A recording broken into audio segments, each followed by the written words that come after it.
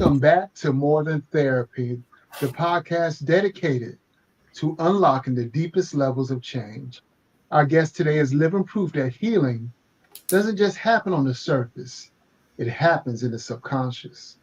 Ethan Reisboard is a board certified hypnotherapist who works with clients across the globe, from New Jersey to Costa Rica, specializing in everything from anxiety and focus to the debilitating challenge of chronic pain. But his journey to this work is his most powerful teaching tool. After suffering for months with migraines and eye dysfunction from a severe post concussion syndrome, Ethan found that traditional treatment stalled.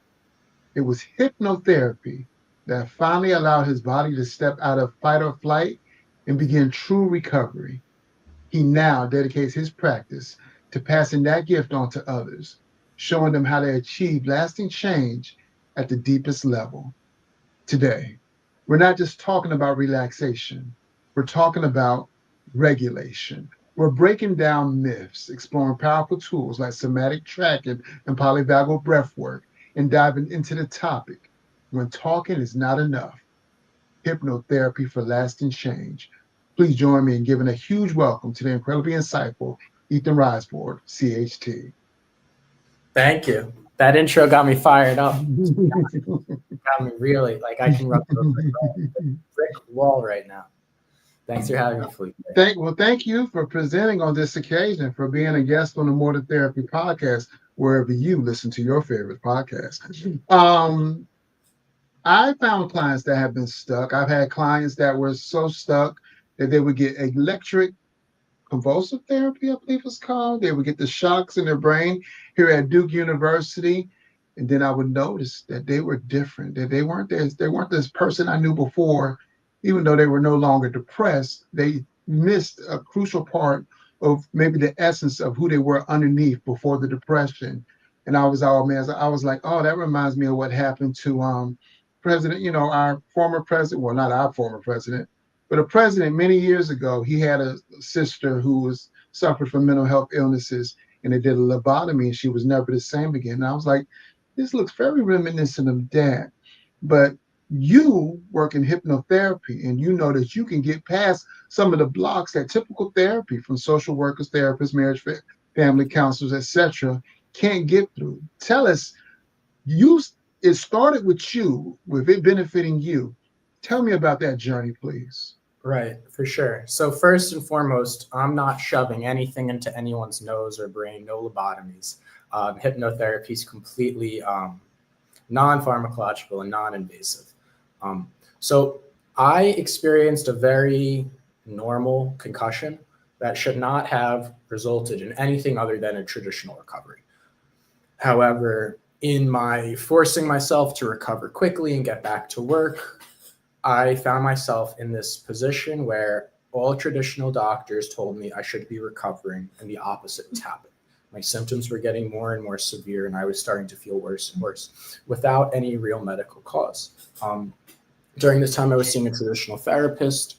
I was seeing a functional neurologist. I was seeing another neurologist, also doing things like hyperbaric oxygen tank, chiropractor, acupuncture, like a lot. Anything someone said would help me, I was doing. And these are all incredible tools. I'm sure your listeners have experiences where some of those things have been really helpful for them. What I now know is that my body was stuck in a fight-flight response. My nervous system was severely dysregulated. And recovery and healing is a part of the nervous system that is opposite of the fight-flight response. And if one of those is active, it's going to be really hard to access that other aspect. So despite doing all of the right things, my body wasn't recovering. And it was because my nervous system was essentially holding me hostage. So hypnotherapy helped me identify what was going on and helped me regulate my nervous system. It helped me find peace and acceptance and letting go and a greater foundation of comfort and safety. And then I went back and did all of the other things. I went back to occupational therapy, which I forgot to mention, but I was doing that. And all of a sudden, occupational therapy was helpful, right? Because my body was able to heal itself at that point. So I actually love to work with people who have seen traditional therapists or have worked with traditional medicine, because then they come to a hypnotherapist knowing what's going on, why it's happening, and what is needed, right? And then we can work on that final aspect, which is the actual implementation.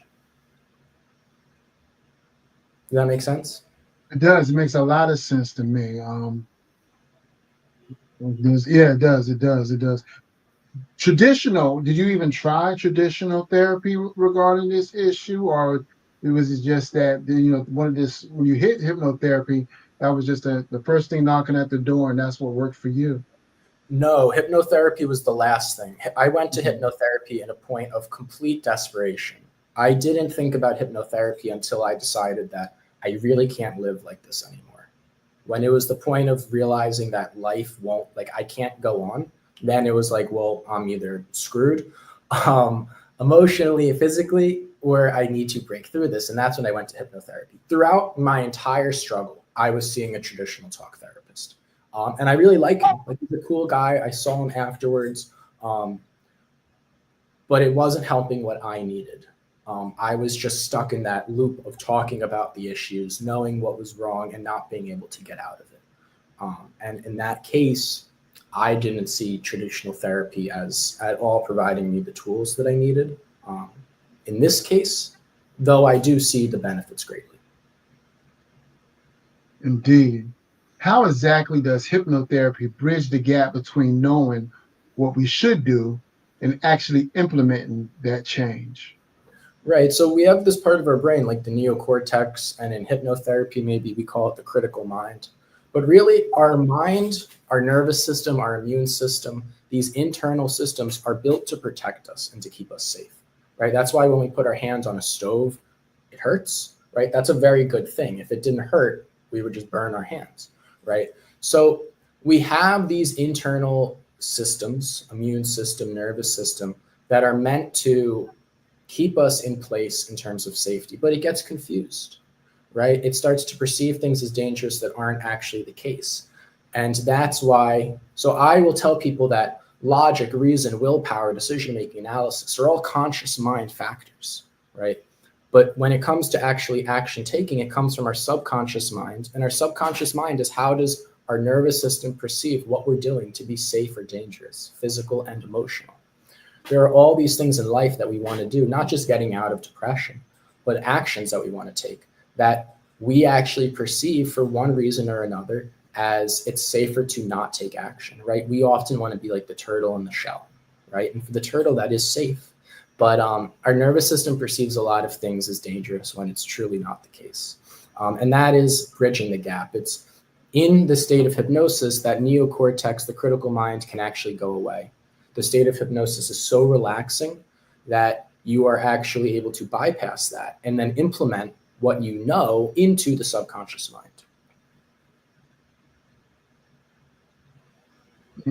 I like that. I like that. It's a way of bypassing the protections that we always carry with us, right? Right, of course. Walk us through the scientific mechanism of what is happening in the brain during a session. Yeah, for sure. So, I mean, I say a lot. I'm really happy being a hypnotherapist in 2025. Hypnotherapy is not, or 2025 isn't the perfect time in the world, right? But for a hypnotherapist, it's great because the science has caught up to it, right? It's less of something that's a hippie thing and more of something that is actually proof to help. Um, so, if I were to measure your brainwaves as you're being induced into hypnosis, well, right now when we're talking, Felipe, we're in beta. If we were to measure our brainwaves, it would show a beta wave. And we close our eyes, maybe you try to meditate and you go to alpha. When you're asleep, you're in delta. In this point in the world, it's been scientifically proven that change can occur as the mind is fluctuating between the alpha and the theta brainwaves. And that is what happens when we naturally go into the state of hypnosis, or when we go into state of hypnosis therapeutically. And there's a lot of other different tools. Breath work can sometimes do that. People nowadays are really passionate about like ketamine or mushroom type of therapy. Like, that is a similar process. Really changing the brain waves so that we are in a place to take in information. Other changes that will occur is our heart rate variability. Felipe, someone who's really depressed, their heart rate variability is very low. It's not a big shift. It's just low heart rate.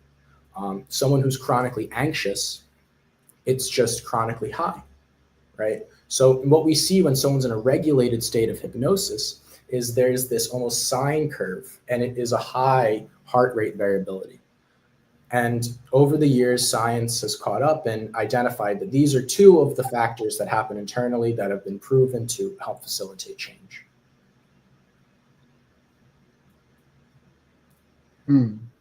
That's deep. That's deep. Many listeners might not even know why this is even on the More Than Therapy podcast, because of the things they've seen on television, the things they've seen in movies.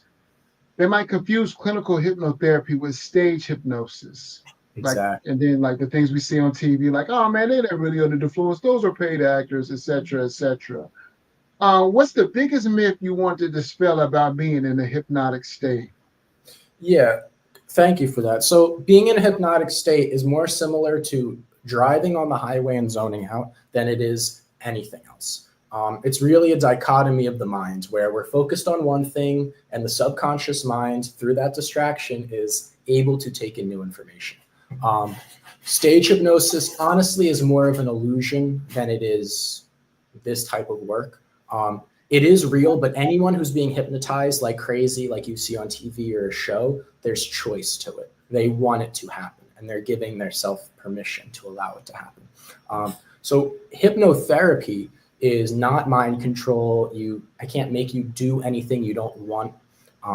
It is a gentle team effort that is really just going to feel like a guided meditation. All stage hypnosis does is show you the power of our minds, right? What we can imagine and experience. And we're just going to use that concept of imagining an experience to bring it into a therapeutic state. So yeah, you're not going to be clucking like a dog. You're not going to be barking like a chicken. It's going to feel like you're in a guided meditation and you're zoned out a bit. Now, I have a lot of supervisees that are preparing to take their LCAS exam. Your work would be very beneficial to them. I'm definitely assuming. Yes. I mean, I'm actually knowing just based on what I know about your practice and how, hypnotherapy works. But what is the difference between simply being relaxed and being in a receptive learning state that hypnotherapy guides us toward? Yeah, so that's an incredible question. There's levels to it, right? Which is what you find when you go into hypnosis, where after the first session, you have obviously been relaxed in your life before that, but then you experience something just so much deeper, right? And it's, to what extent are you relaxed? Are you relaxed and your subconscious is still scanning? That's the reality for most people. We identify relaxation as something that's only partial. So it's going to be even deeper. It's going to be even, more of an intense level. It's something that's hard to figure out on your own. It's good to have a hypnotherapist. You can do self-hypnosis, but as we're kind of talking about right now, there's a nuance to it and there's science to it. And manifestation and healing ourselves, all these things are proven now, but we can't just gaslight ourselves. We can't just will change to happen. It has to be done in a certain place, a certain mindset, and a certain energy.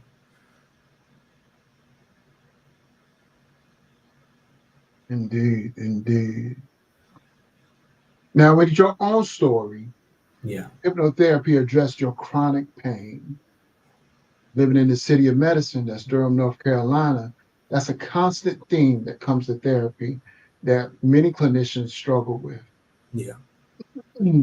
How do you use hypnotherapy to address chronic pain, like the migraines you experience when the physical pain is very, very real?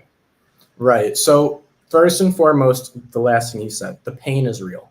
You're never going to hear me denying someone's experience. All pain is real pain. However, sometimes we receive pain signals when we don't actually need them. So to go back to the hand on the stove, that's a really good time that we experience a signal of pain, right? Take your hand off the stove. But if that signal kept happening, even though our hand is off the stove, then it's unnecessary. And people who experience chronic pain, often that is their reality. whether they experienced something traumatic in the past or created a habit, and their body could be recovering and they're stuck in that sense. And generally what happens is the internal systems, whether it's the nervous system or the immune system, is continuing to act. It's continuing to perceive that there's an issue and responding in that sense. So back to regulating the nervous system, right? We think of it a lot in just stress and anxiety, but the nervous system affects these internal systems as well in our internal cells. So by regulating the nervous system, showing us that we are actually safe, it allows us to turn off these defensive signals, right? These defensive signals are actually pain. A cool story, it's kind of related. Herniated discs, it's a big concept of pain. Did you know there's more people on Earth that have herniated discs that have never experienced pain and don't than those who are in pain? No, I was not aware of that. Yeah, in fact, I don't even see how it's possible. Right. And I'm terrified of going and getting an MRI or something because I bet I have it. And then as soon as I see that, the pain will come. But right now I'm fine, right? Because that's the power. Yeah, so this guy, Dr. Richard Sarno, who's he's a godfather of back pain, nerve pain, sciatica. He's passed away now, but his team that continues his maybe 10 years ago identified that there's a huge percentage of the population who has a herniated disc and doesn't know and has no pain. And that's the best example of structural or non-structural. We don't always need the pain signals we're experiencing, and there's ways to shift them. By connecting to the nervous system and connecting to our responses, it is a way to change that. And I've seen incredible results with my clients who experience chronic pain and chronic illness and having it fade away. Okay. So the one thing I'll say about pain is you don't start with the pain, you start with the nervous system, right? The body has to see that it's safe to turn off those defensive mechanisms. Once it starts to see that it's safe and you start to feel a little relief, then we can go in and work directly on the pain management. Does that make sense? Well, that makes lots of sense. You can't do any work if you're tight or if you're filled with angst. You know, your mind doesn't allow itself to be open to that change that's needed. So exactly. Yes, I do totally relate to that. You use the hashtag mind-body connection. And I think that's very important. Mind, body, soul, right? How do you guide clients to listen to and understand the body's messages that often get ignored in this fast-paced world? Yeah, I mean, it's so important. Mindfulness, that's one of the main, mindfulness is like just a term that everyone throws around now, but being able to be in the present moment is so essential. And whatever tool you can use to become more mindful and to work on that is going to be really, really helpful to connect to the body. And that's really one of the biggest issues is we're not identifying and we're just repressing, right? So hypnotherapy session is an hour, only 20 minutes is the hypnosis. So there's a lot of time for us to talk and to identify what's going on. And that's when something like maybe internal family system or parts therapy can come in, where we have time to work therapeutically, to go inward, to talk about what do we feel, what does it feel like, where is it coming from, right? The exploration work that you're discussing now. And then once we have the information, it's great. We go and we use hypnosis to facilitate those changes. So I think what you're asking, we get into that in the more therapeutic aspect of the session, the first 40 minutes. Okay. One of your top tips is somatic tracking desensitization. Yeah. Can you explain what that is and offer a small, tangible way our audience can try and practice it? Right. So somatic tracking is a term coined from that family team of Dr. Richard Sarno, and it was developed first for back pain. I have found it incredibly helpful for all types of pain and also anxiety. What it is, it's a way to desensitize and to work on our initial response. More likely than not, our issue isn't the event, it's how our body perceives and responds to that event. So with somatic tracking, I encourage them to close their eyes and to go inward. and to begin to identify the actual physical parts of the body where they're experiencing the tension, physical or emotional. But becoming acutely aware of where it is. Our perception generally makes it worse. And as we start to observe, we'll see, oh, it's actually just here. Or actually, it just starts here and then it moves into other parts. So the first part of somatic tracking is becoming aware of what's actually happening versus our perception and response. Then I encourage you to breathe into it. And the polyvagal breath is which you mentioned earlier. That's what I like to teach. But for the purpose of this, just connecting to whatever breathing works for you and imagining sending that breath into that part of the body, into that tension, tightness, maybe even pain. And Felipe, guess what? At that point, they're facing their fear without even realizing it. They're sitting with that initial feeling that their whole life has been built around repressing or pushing away. And this is where I'll implement some mantras. If you can breathe in this way and if you can sit with this, you're safe. And if you're safe, you're free of danger. And if you're free of danger, then it's safe to turn off those protective mechanisms, right? If you're safe, then you are actually safe enough to keep on keeping on. Even people who have been experiencing this, horrible pain or anxiety have found a way to live with it, right? To move on to some extent. So then it's almost a concept like sublimation. Well, I can be with it now. So if it's that big of a deal, I'll come back to it, maybe in an hour. But for now, I know I'm safe and I'm going to bring my awareness somewhere else. And the last step, you bring your awareness to something simple and positive. And this isn't meant to fix you overnight. It's a practice that is very repetitive. And the next time you notice the anxiety or the pain, you go right back into it. But what it's going to do is desensitize you to that initial response. It's showing you that you have the ability to sit with it, to break it down, and to release it. And once that initial feeling doesn't matter anymore, the entire process starts to fall apart in a good way. Does that make sense, Felipe? I did kind of go through it quickly. No, that makes perfect sense. Perfect sense. And I think you made it very palatable to the listening and watching audience of the More Than Therapy podcast. I was just thinking as you were telling me what you were saying, when you were just explaining your point, I was like, you know what? A lot of times people blame things on willpower. Oh, they can't beat their addiction because they don't have willpower. Oh, they're not addressing their mental health because of lack of willpower. Oh, they're not doing this or that because of lack of willpower. Redefining willpower for many issues, from procrastination to chronic pain, we often blame that on willpower. How does hypnotherapy reframe the entire concept of willpower by shifting the focus from conscious effort to subconscious alignment? Exactly. It's such a good question. And I'll tell everyone the first time I see them, willpower is the thing we have until we need it, right? And then it's gone. What I like, when I work with someone, I'll actually show them an image of our mind, of how it splits between the conscious and the subconscious mind. And you see in that image that the conscious mind includes willpower. So what I've never thought about it like this, Felipe, but to answer your question, it's actually great. Willpower is this tiny little part of us. It's not the end all be all. Willpower is like analysis, decision making. It's just a part of our conscious mind, but it's not this end all be all that affects the decisions that we make in life, or the actions rather that we take.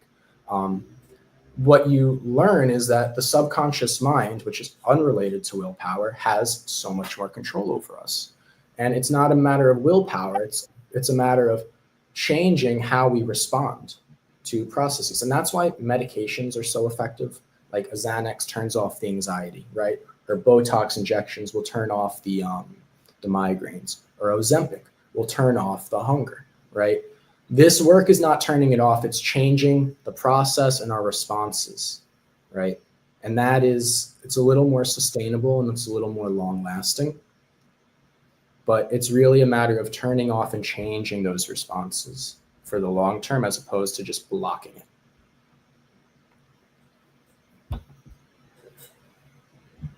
Indeed. Your specialties include assist healing and immune system.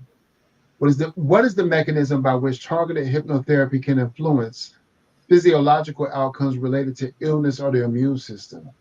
And is this primarily stress reduction, or is there more direct communication with the body's healing intelligence? I think this is the golden nugget that my people want. It's a great question. So it's both. The step one is going to be that emotional stress response. And obviously, anyone who experiences chronic pain or illness should know the connection of how they're living life affects how they're going to feel, right? Oh, there's my cat popping up to say hi. But the other aspect is there is intense, real deep work you can do. Believe it or not, Felipe, the mind doesn't know the difference between fantasy and reality in hypnosis. A clinical research article or a research team published an article where they had one person lifting weights, one person hypnotized, pretending, imagining lifting weights.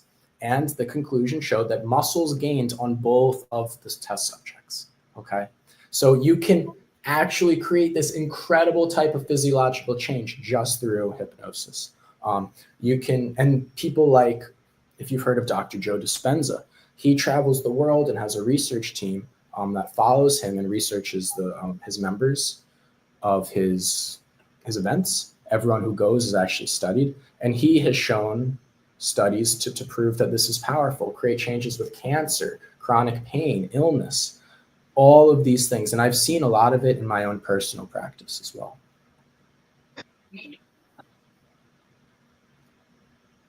Indeed, indeed. All right. Let's do. Okay. I'll give you one great example. Immune disorders, often the cells perceive that there's something wrong in the body and it's attacking the body, or it's fighting something that it doesn't have to, right? So believe it or not, you can visualize going inside, seeing your cells function properly, and it over time has proven to create actually shifts in how our bodies actually function. I know that to be true. Yeah. All right. Let's do some quick fire questions real quick. All right.